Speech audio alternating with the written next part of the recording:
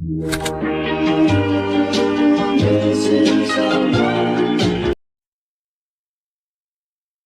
semuanya, Assalamualaikum warahmatullahi wabarakatuh. Perkenalkan, nama saya Putri Hayu Oktaviani. Saya adalah mahasiswi Universitas Mula Warman, Fakultas Keguruan dan Ilmu Pendidikan, Program Studi Bahasa Inggris. Saya ingin memberitahukan tujuan dari pembuatan video ini adalah untuk melengkapi tugas mata kuliah Bahasa Indonesia saya. Dan pada kesempatan kali ini, saya ingin membahas mengenai topik, tema, dan karangan. Jadi kita langsung aja ke pembahasannya. Ya, jadi pembahasan pertama adalah pengertian topik. Topik sendiri berasal dari kata bahasa Yunani yaitu topoi yang berarti tempat. Sedangkan menurut KBBI sendiri, topik adalah pokok pembicaraan dalam diskusi, ceramah, karangan, dan sebagainya. Ini dapat diartikan bahwa topik merupakan suatu hal yang sudah ditentukan yang dibatasi limitnya. Topik berarti pokok pembicaraan ataupun pokok permasalahan yang biasanya masih bersifat umum atau luas sehingga harus dikembangkan lagi. Topik karangan adalah suatu hal yang digarap menjadi karangan. Topik dapat juga dikatakan sebagai suatu contoh dari pembicaraan atau apapun yang akan menjadi landasan dalam penulisan, baik penulisan karya ataupun hal lainnya. Adapun syarat sebuah topik adalah harus menarik perhatian, dapat dipahami, dan tentunya bermanfaat untuk penulis dan pembacanya. Ya, kita masuk ke pembahasan selanjutnya, yaitu sumber topik. Untuk membantu menemukan topik, menurut Wayne N. Thompson dalam Rahmat di tahun 1999, seorang penulis dapat menentukan sumber topik dengan cara sebagai berikut. Yang pertama, dengan pengalaman pribadinya, mungkin melalui perjalanan, tempat yang pernah ia kunjungi, kelompok, wawancara dengan seorang tokoh, kejadian luar biasa, peristiwa lucu, dan hal lain-lainnya. Yang kedua, hobi dan keterampilan, mungkin dengan cara melakukan sesuatu, cara kerja sesuatu, dan lain-lainnya. Yang ketiga, ada pengalaman pekerjaan atau profesi, contohnya pekerjaan tambahan dan profesi keluarga. Keempat, pelajaran sekolah atau kuliah, contohnya hasil-hasil penelitian dan hal-hal yang perlu diteliti lebih lanjut.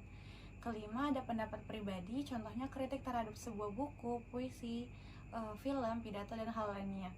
Kemudian ada yang keenam, yaitu peristiwa hangat atau pembicaraan publik, contohnya seperti berita halaman buku, surat kabar, kemudian topik tajuk rencana, artikel, materi kuliah, dan penemuan mutakhir. Ketujuh, ada masalah pribadi, contohnya agama, pendidikan, sosial, dan masyarakat, masalah pribadi. Kemudian yang kedelapan, ada kilasan biografi, contohnya orang-orang terkenal, orang-orang berjasa. Yang kesembilan, ada kejadian khusus, contohnya perayaan atau peringatan, kemudian peristiwa yang erat yang berkaitan dengan perayaan. Yang ke-10, ada minat khalayak, contohnya seperti pekerjaan, hobi, rumah tangga, pengembangan diri, kesehatan dan penampilan, tambahan ilmu, dan minat khusus. Pembahasan selanjutnya adalah pembatasan topik. Topik adalah segala sesuatu yang ingin dibahas. Ini dapat berarti bahwa penulis sudah memiliki apa yang akan menjadi pokok pembicaraan dalam tulisan tersebut. Menurut Sabarti sendiri, ada 5 hal yang perlu diperhatikan dalam memilih topik. Yang pertama, adanya manfaat untuk pengembangan ilmu dan profesi, kemudian cukup menarik untuk dibahas, dikenal dengan baik, bahannya mudah diperoleh, dan tidak terlalu luas atau tidak terlalu sempit. Pembatasan topik juga diperlukan bagi seseorang penulis agar tidak ada penyimpanan di dalam karyanya sehingga kehilangan arah dari topik yang telah ditentukan. Menurut Keraf, perumusan kiat pembatasan topik adalah langkahnya sebagai berikut. Yang pertama, tetapkan topik yang ingin dibahas dalam suatu kedudukan sentral. Yang kedua, ajukanlah pertanyaan apakah topik yang berada dalam kedudukan sentral itu masih bisa diperinci lebih lanjut atau tidak. Demikian dilakukan berulang sampai diperoleh topik yang sangat khusus. Kemudian yang ketiga, tetapkanlah yang mana dari perincian tadi yang akan dipilih. Yang keempat, ajukanlah pertanyaan apakah sektor tadi masih perlu diperinci lebih lanjut atau tidak. Demikian dilakukan berulang sampai diperoleh topik yang sangat khusus. Ya, kita masuk ke pembahasan selanjutnya, yaitu cara membuat topik. Seorang penulis harus mengetahui pokok permasalahan sebelum mengangkat sesuatu menjadi topik dalam sebuah tulisan dan mempersempit topik sesuai dengan rencana. Dengan itu akan diperoleh salah satu aspek untuk diangkat menjadi pokok pembahasan dalam sebuah karangan. Contoh berikut adalah cara untuk mempersempit topik agar lebih spesifik dari topik sebelumnya. A. Menurut tempat. Jakarta lebih terbatas daripada Pulau Jawa. Topik Pulau Jawa sebelum Indonesia merdeka lebih sempit menjadi Jakarta sebelum Indonesia merdeka. B. Menurut waktu atau periode atau zaman. Contohnya, kebudayaan Indonesia dapat dipersempit menjadi seni patung pada zaman kerajaan Hindu. Yang C. Menurut hubungan sebab akibat, contohnya dekadensi moral di kalangan muda-mudi dapat dipersempit menjadi pokok pangkal timbulnya krisis moral di kalangan muda-mudi. D. Menurut pembagian bidang kehidupan manusia seperti politik, sosial, ekonomi, kebudayaan, agama, kesenian, dan lain-lainnya. Karangan tentang usaha pemerintah dalam bidang ekonomi diperkhususkan menjadi kebijakan diregulasi di dalam bidang ekonomi selama ganti. E. Menurut aspek khusus, yaitu individual kolektif.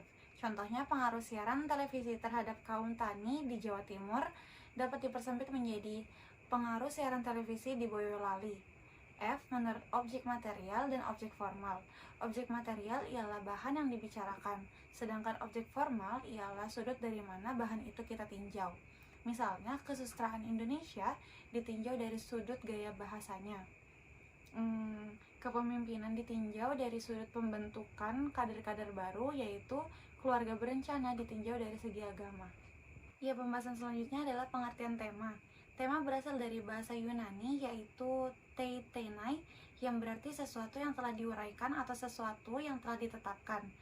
Sedangkan menurut KBBI sendiri, tema merupakan pokok pikiran atau dasar cerita yang dipercakapkan dipakai sebagai dasar mengarang, mengubah sajak, dan sebagainya. Tema merupakan suatu gagasan pokok atau ide pemikiran tentang suatu hal, salah satunya dalam membuat suatu tulisan.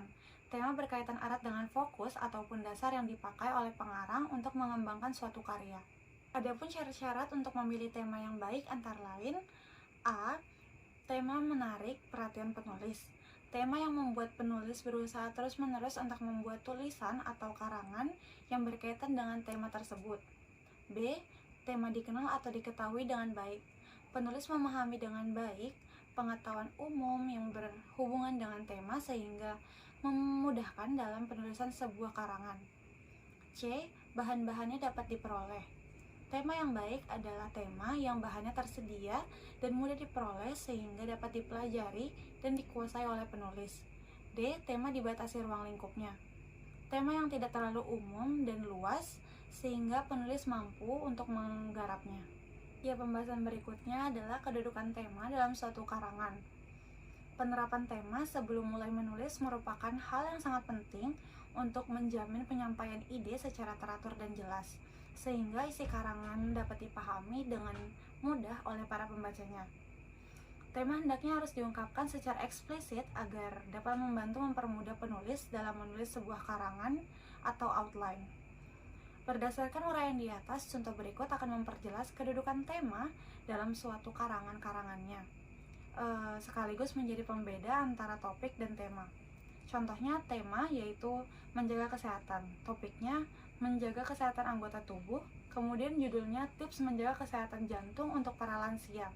Seperti dalam topik, membatasi tema sangatlah penting agar penulis berfokus pada pokok pembahasan yang utama. Dengan begitu, penulis akan lebih mudah membuat suatu karangan yang efektif. Ya, pembahasan berikutnya adalah kerangka karangan. Pengertian kerangka karangan adalah rencana teratur tentang pembagian dan penyusunan gagasan. Fungsi utama dari kerangka karangan adalah untuk mengatur hubungan di antara gagasan-gagasan yang ada. Kerangka karangan membantu penulis dalam menggarap karangan sehingga menjadi logis, teratur, serta membantu penulis untuk membedakan antara ide-ide utama dan ide-ide tambahan. Kerangka karangan dapat berbentuk catatan sederhana maupun tersusun dengan sangat terperinci. Kerangka karangan juga dapat mengalami perubahan terus-menerus untuk mencapai suatu bentuk yang lebih sempurna. Kerangka karangan dapat membantu pengarang atau penulis dalam hal-hal seperti berikut. A. Mempermudah pengarang menuliskan karangannya. B. Membatasi pengarang menuliskan karangannya. C. Memberikan fokus atau arahan sehingga pengarang tidak keluar dari sasaran yang telah ditetapkan. D. Membantu pengarang mengatur atau menetapkan klimaks yang berbeda-beda di dalam karangannya, juga menata detail karangannya. Dan E. Sebagai miniatur dari keseluruhan karangan, pembaca dapat melihat intisari, ide, serta struktur suatu karangan. Oke, jadi kita ke pembahasan selanjutnya, yaitu macam dan bentuk kerangka karangan. Kerangka karangan sendiri terdiri dari dua macam, yaitu A. Kerangka topik. Dalam praktik pemakaian, kerangka yang paling dipakai adalah kerangka topik. Kerangka topik sendiri dirumuskan dengan kata, frasa, koma, atau klausa yang didahului dengan tanda-tanda atau kode tertentu untuk menyatakan hubungan antara gagasan. Kerangka topik sendiri berfungsi sebagai pedoman dalam menentukan jenis data yang harus dikumpulkan. Tanda baca akhir atau titik tidak diperlukan karena tidak dipakainya kalimat tidak lengkap. Tanda baca titik harus dipakai pada akhir setiap kalimat yang dipakai untuk menuliskan judul dan subbab. B. Ada kerangka kalimat. Kerangka kalimat banyak dipakai pada proses awal penyusunan outline. Bila outline sudah selesai, kerangka kalimat itu dapat dipadatkan menjadi sebuah kerangka topik, sehingga tampak lebih praktis. Kerangka kalimat dapat digunakan dalam perumusan topik yang akan diuraikan. Kerangka dapat dibentuk dalam sistem tanda untuk kode tertentu. Hubungan antara gagasan yang ditunjukkan oleh kerangka dinyatakan dengan serangkaian kode yang berupa huruf dan angka. Bagian utama biasanya didahului dengan angka tertentu, misalnya dengan angka Romawi. Sedangkan bagian bawahnya atau subbagian menggunakan tanda yang lainnya. Ada juga kerangka yang hanya menggunakan angka Arab saja. Jika kerangkanya tidak terlalu panjang, misalnya untuk makalah atau artikel sederhana. Kode-kode itu akan lebih kompleks di dalam karangan yang benar-benar seperti skripsi, tesis, disertai dan di buku. Ya, jadi kita masuk ke pembahasan selanjutnya, yaitu pola penyusunan karangan kerangka. Ada dua pola terpenting yang lazim dipakai untuk menyusun kerangka karangan, yaitu pola alamiah dan pola logis. Pola pertama disebut alamiah karena menggunakan pendekatan berdasarkan faktor alamiah yang esensial, yaitu ruang atau tempat dan waktu. Pola yang kedua dinamakan pola logis karena menggunakan pendekatan berdasarkan jalan pikiran atau cara berpikir manusia yang selalu mengamati sesuatu berdasarkan logikanya. A. Pola alamiah. Penyusunan kerangka karangan yang berpola alamiah mengikuti keadaan alam yang berdimensi ruang dan waktu. Urutan unit-unit dalam kerangka pola alamiah dibagi menjadi dua, yaitu urutan ruang dan urutan waktu. Pertama, urutan ruang. Yang dimaksud dengan urutan ini adalah pola uraian yang menjabarkan keadaan suatu ruang seperti dari kiri ke kanan, dari atas ke bawah, dan seterusnya. Urutan ruang dipakai untuk mendeskripsikan suatu tempat atau ruang umpamaan seperti kantor, gedung, lokasi, dan wilayah tertentu. Berikut ini adalah contoh bagian kerangka karangan yang memakai urutan ruang. Topik, laporan lokasi banjir di Indonesia. 1. Banjir di Pulau Sumatera. A. Banjir di Sumatera Selatan. 1. Daerah Lahat. 2. Daerah Pendopo. B. Banjir di Sumatera Utara. 1. Daerah Samosir. 2. Daerah Toba. C. Banjir di. Yang kedua ada urutan waktu. Urutan ini dipakai untuk menarasiakan atau menceritakan suatu peristiwa atau kejadian, baik yang berdiri sendiri maupun merupakan rangkaian dari sebuah peristiwa. Kerangka tentang sejarah pastilah memakai urutan waktu. Agar tidak membosankan, urutan waktu seperti di atas dapat divariasikan dengan susunan terbaik, misalnya dari akhir ke awal. Perhatikan contoh kerangka karangan yang memakai urutan waktu di bawah ini.